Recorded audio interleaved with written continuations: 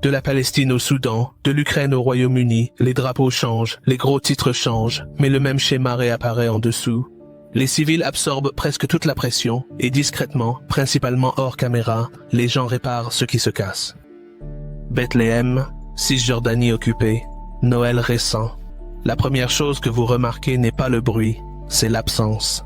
Rue silencieuse, célébration annulée. Un lieu connu dans le monde entier pour Noël, choisissant de ne pas le célébrer. Écoutez comment cette absence résonne. À Bethléem, vous savez, cette ville, à cette époque, célèbre habituellement Noël. C'est généralement festif, vous savez, mais cette année, toutes les célébrations de Noël ont été annulées.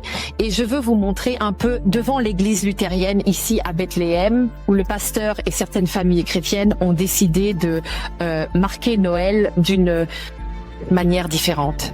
Au lieu d'avoir un sapin de Noël décoré d'ornements, nous voyons l'enfant Jésus enveloppé dans une koufia palestinienne, et il est placé dans une crèche sous les décombres. Nous en parlerons un peu plus avec le pasteur Mudreshak à l'église luthérienne.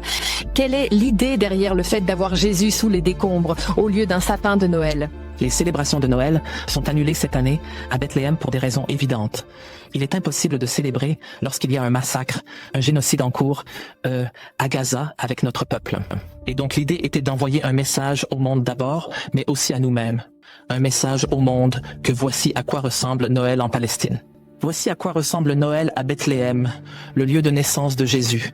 Des enfants entièrement retirés des décombres, des familles déplacées avec leurs maisons détruites.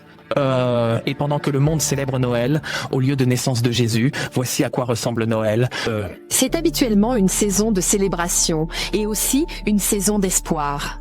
Reste-t-il de l'espoir ? Nous avons de l'espoir dans notre foi. Nous avons de l'espoir. L'histoire de Noël nous donne en fait de l'espoir dans le fait que Jésus est né parmi les occupés.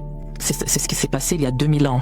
Et donc en revenant à cette scène de la crèche, cela nous dit que l'enfant Jésus est solidaire de ceux qui souffrent, de ceux qui sont opprimés.